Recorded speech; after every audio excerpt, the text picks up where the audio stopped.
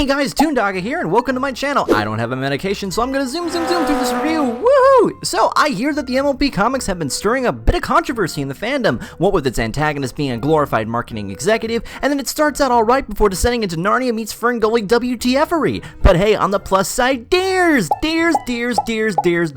My people are being represented finally! Oh, this is gonna be so great, they're so colorful, and there's all these deers here, and there's all those deers over there, and it looks so great, and it looks so colorful, and awesome. Toon? What are you doing? Crap. I thought those pancakes would have lasted longer than that. Say what? Nothing. Okay, first off, why are you dressed up like me? It was, gonna be an April Fool's joke? But it's August. I was at BabsCon. But that was in April. I got lazy? Okay, well, since you're here anyways, and since I was just about to talk about the deer arc, I suppose you can join me, but please, can you just lose the costume? Yeah, that's the other problem. The, zipper's stuck. And I think when I made the jump to your channel, it made me actually a deer. And my hat stuck up there. This moment is too good to pass up. Hey! Without further ado, let's take a look at MLP issues 27 and 28, The Root of the Problem. The Everfree forest attacks. With little information to go off of, our heroes embark on an adventure into the forest, only to learn from the nature-oriented deer that the forest is not in fact attacking, but rather being encroached on by an ambitious amusement park project, led by an equally as ambitious minotaur, with an eye for profit, and not much else. A classic war between nature and progress ensues. Wow, you sold the comic better than the comic did itself. That's interesting. Now, we're not going to recap the entire two-parter, we're just going to look at the good and the bad. So, yeah, we have a bunch of new characters to work with, and possibly an environmental message that won't be like Tomorrowland's message on saving the world. One of the strengths of the comic was its subtle yet well-placed and utterly hilarious humor. While this installment of the comic had, at times, rather serious situations for the characters to deal with, the writers did an absolutely fantastic job, including small yet effective jokes and funnies that took away the tension of the moment. They weren't done too often as to make the comic a comedy, but just enough to lighten the mood in key areas. The extra humor peppered throughout really made it all the more enjoyable of a read. That's something I enjoy about the main series. While it does fumble in some cases, the little bits of humor they add make it a little easier to sit through. They could come in the form of Easter eggs or just little expressions and jokes in the background, you see, something I don't think the show takes enough advantage of. Exactly. While a show does do this at times, well, it's perhaps not nearly as often as it should be. The comics, with this two-parter being an excellent example, shows the effectiveness of well-placed jokes. The other noticeable thing you'll see is FiM's lovely new edition of oh my god, it's Rivendell! Ty, it's Deerendell, Lord of the Rings!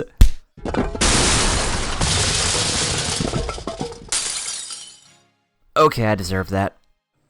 Toon? That's not Rivendell. That's Thicket. And no, it's not the same place where they killed Bambi's mom. Everything about them is rooted in nature. Homes and civilization based within the trees. Firefly lighting, glass-paned windows. It looks like what the Ewoks have, but much more comfortable. And I must say, it's impressive. Indeed. I am no nature enthusiast, but the colors and the contrast throughout the comic really help set the tone for the rest of it. It's a beautiful utopia for the deers, and I think it answers fans' questions about the Everfree Forest. Katie Cook, Heather Breckle, I tip my hat to thee. If I could reach it. Meh. How did you manage to get it up there anyways? I have no idea. Nonetheless, speaking of nature, environmentalism was arguably the most prominent theme with the deer arc, with a clear message to all the kids out there to protect the environment. Yeah, which is something I wouldn't really expect to see from the show now. Back in the day, you'd see the whole protect the earth thing smeared all over cartoons, but it's a lot more subtle and not trying to shove the message down our throats.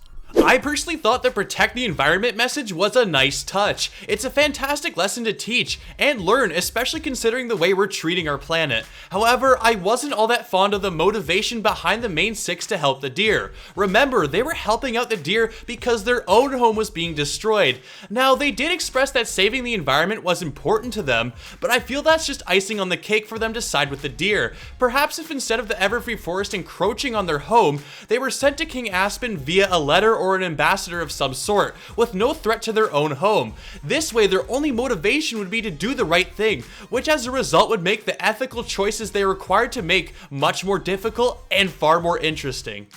This, of course, brings up several questions that border on nitpick territories. And by doing the right thing, that brings us to the villain. The one big problem everyone has with this comic, well-to-do. My god, it is like a demented, corrupt executive meets a villain right out of Captain Planet. His ultimate plan is to rip apart the Everfree forest for his magnum opus, Fun Funland. And with a title like that, I'm sure Winnieland will have a run for its money. Oh yeah, they make references to that Friends Forever issue. Yeah, that still kinda happened. You know, I actually liked Well-to-Do as a villain. He's despicable, mean, unsympathetic, and just an easy character to hate. He's the type of character that everyone can collectively boo at because his demeanor is so detestable. A villain we love to hate. He doesn't have many, if any, redeeming characteristics to his name, which makes it easy to point out who the bad guy here is. Not to mention, in a world where you have gods of chaos, kings and queens of destruction, and an almighty centaur of doom, it's good to see the opposite side of the spectrum with villains like Starlight Glimmer and Well-to-Do showing the more grounded and realistic side to it. But the thing is that he doesn't really seem like the villain at first with his whole talk of progress and merchandising, but it's in part 2 where he does some pretty underhanded tactics, especially with, I don't know, kidnapping the king of the forest's son to force him to be the mascot of Fun Funland. A big thing that bugged me though was when Brambles, after sneaking into Well-to-Do's compound and quickly getting captured, King Aspen was quick to sign a contract and willingly work for Well-to-Do as a mascot, even after all the talk of taking an aggressive approach to the problem. What I don't understand is why didn't Aspen attack Well-to-Do at this point? Aspen was willing to just a moment before, but faced with a contract, he suddenly becomes compliant to Well-to-Do's commands? Perhaps it was to protect his son, but really, by entering King Aspen's home, Well-to-Do had very little bargaining leverage to work with. But hey, when life gives you contracts. Which brings us right up to the deer, the new characters introduced for the comic that initially got everyone hyped. And of course spawned a ton of new fan art material to work with. And the art for it honestly looks pretty awesome.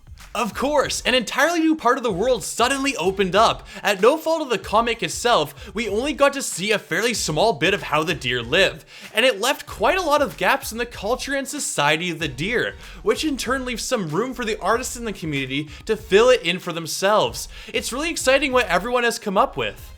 Now, if only they had been written the right way. We have King Aspen, Blackthorne, and Prince Bramble as the main deer characters.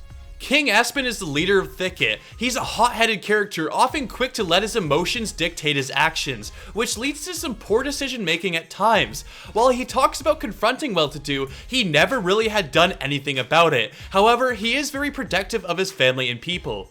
Not too often we get kings in the MLP verse. I dig it. I bet he'd be a great character in the show. Though being a king doesn't seem to amount to much. See, if you're going to have a king and no one will listen to him, kinda dampens the effect. Prince Bramble, on the other hand, is pretty much like a miniature version of his father, King Aspen.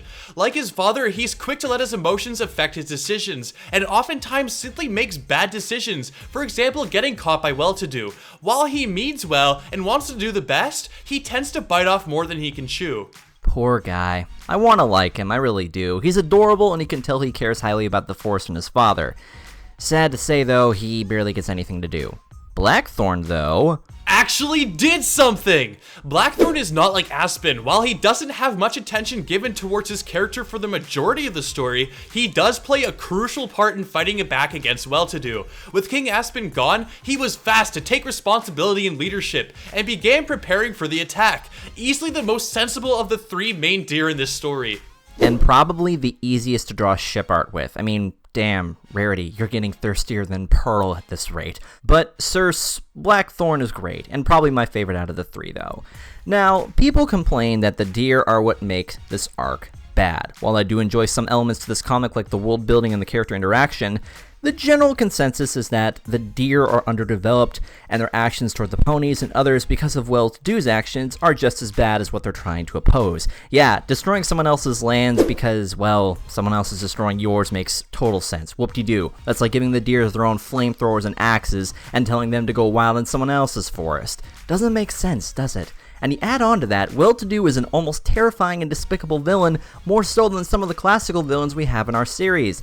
It sets him in a league of his own and makes him less of an epic villain and more of just an unlikable monster. The rest of the complaints come across as nitpicks at this point, like with Celestia and Luna being unable to do anything. So that leads me to ask, is there anything good on this arc? I actually enjoyed the Deer arc. Sure, there were a few holes in the plot that made you scratch your head at times, but I think what saved this comic was the humor throughout the read. The jokes were absolutely top-notch, and are sure to have you laughing. The story itself does send a good message regarding taking care of the environment, and the introduction of the new species was a welcome addition. All in all, the Deer arc wasn't perhaps as good as it could have been, but it was still a delightful read nonetheless. And it honestly could have been a lot worse. Well, that was fun. Now I just, need to get back to my channel. Which way would that be? Why the rush? Come and hang out at my channel for a while. Ooh, sweet. Do you guys have bacon and pancakes drenched in maple syrup? We could, watch hockey and complain about how bad American politics are? Eh? Whoa, God, Toon Critics blasting off again! Silly red and black OCs. So anyways, I hope you guys enjoyed this review. If you did, then be sure to leave a like. As well, don't forget to subscribe. It helps support me for free, and it only takes a click. Also, don't forget to check out Toon Critics' channel for more excellent content. So with that, once again, I hope you enjoyed. This is Tyandaga signing out.